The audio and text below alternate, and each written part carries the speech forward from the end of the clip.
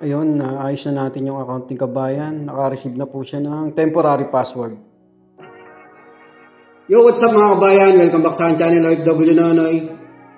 Bali, na-resolve na po natin yung concern ni ma'am sa DMW registration. Yung in-upload po natin nakaraan na may problema po sa i-registration. Yung hindi po siya maka-receive ng confirmation email at temporary password. Ayan, naayos na po natin yung account niya. At nakapag-generate na po siya ng OEC. Bali, i-share ko lang po yung naging development ng paggawa natin ng ticket. Yung simula sa for assignment, tapos compliance at resolve ng concern niya. Okay, simulan na po natin. Ito po yung unang ticket na ginawa natin. I-inquire po muna natin siya. Punta lang kayo sa DMW Online Services and click nyo i-registration. Tapos sa DMW Help Desk, click nyo po yung inquire ticket, yung kulay dilaw. I-input nyo lang po yung ticket dyan, yung reference number. Tapos click nyo yung search. Ayan po yung pinakaunang lalabas. Yung for assignment po muna. Siyempre unang pagpasa ng ticket. Yan po pinakauna for assignment. Sumunod na inquire naman natin next day.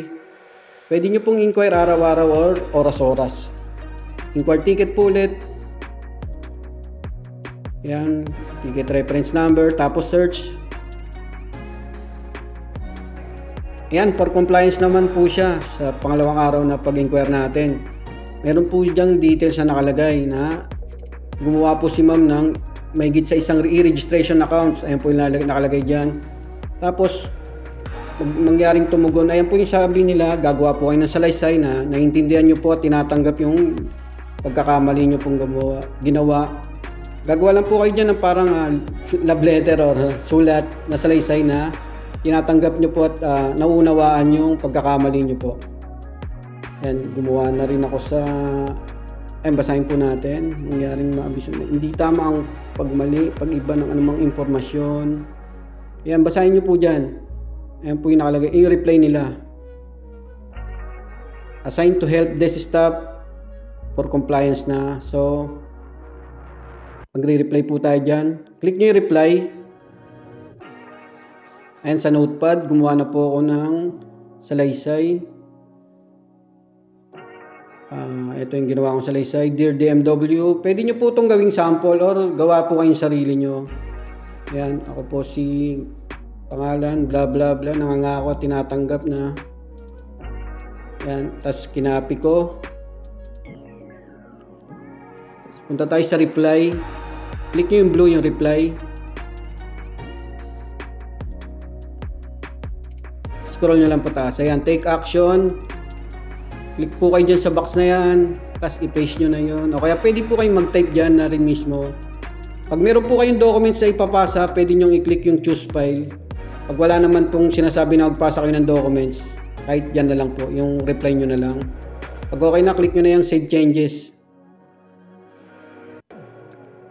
Yan, lalabas po yung reply nyo dyan. So, titingnan natin. Ayan. Ayan po yung reply natin. Kinabukasan na nag-ano po ulit ako. Nag-inquire naman po ulit ako. Kung ano naman po yung magiging sagot nila. Punta ulit ako sa DMW website.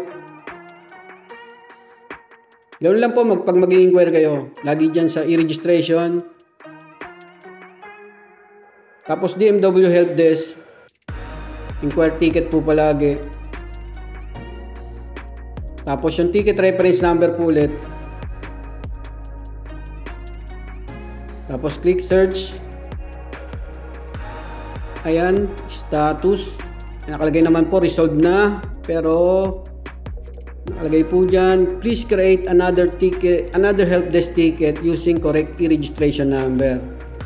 So ayan, bali pinag-create po ulit tayo ng panibagong ticket.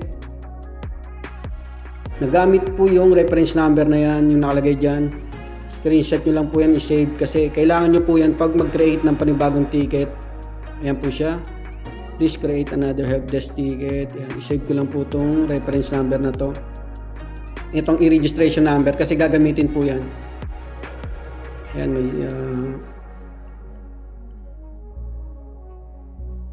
so gagawa po tayo ng panibagong ticket, sabi po dyan sa reply nila, bago po ma-resolve yung concern natin.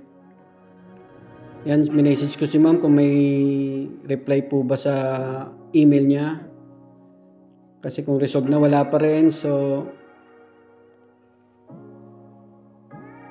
ayan, gagawa po tayo ng panibagong ticket. Gamit po yung i-registration number dyan. Ayan. Balik po tayo sa Google. I-registration po ulit, DMW Online Services. Click nyo i-registration. Bali, create ticket naman po tayo. Dito naman po tayo sa blue. Gagawa po tayo ng panibagong ticket. Tapos click nyo yung continue.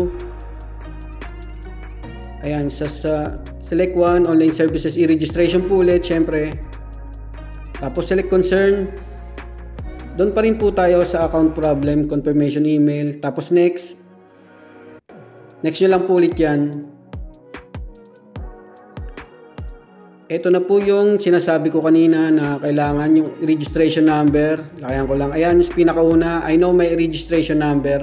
Gagamitin na po natin yung registration number na sinend ng DMW Helpdesk. Double check natin.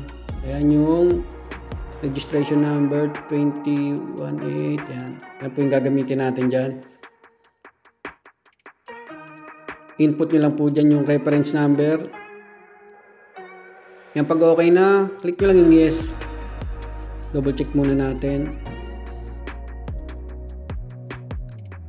Click nyo na yung yes.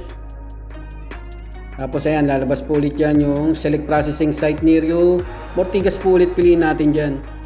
Lagi po tayo sa main Ortigas pag mag-create po tayo ng ticket. Kasi mabilis po doon mag-response. Saan na yun? Ayun, teka lang. Yan, tapos yung pwede nyo pong concern dyan ulit yung ginawa nyo nung una. Yan, ginawa ko nung una, ikakopy ko na lang ulit dyan. Sasalisa yung isa ito.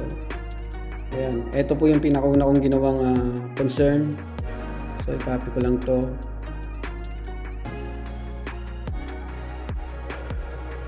Balik tayo sa DMW Services. Burahin ko lang muna to. Ayan. Tapos lagay na po ulit kayo ng active contact number. Tapos dapat yung passport is attached. Tapos click nyo na yung submit ticket. Ayan. Yan na po yung panibago nyong ticket number naman na i-inquire dapat. Ay saglit, wala pa pala. Click nyo lang yung yes dyan, confirmation po pala. Ito yon yung panibagong nyong reference ticket. Wala na po yung unang ticket na ginawa nyo. Yan na po yung bago nyong i-inquire.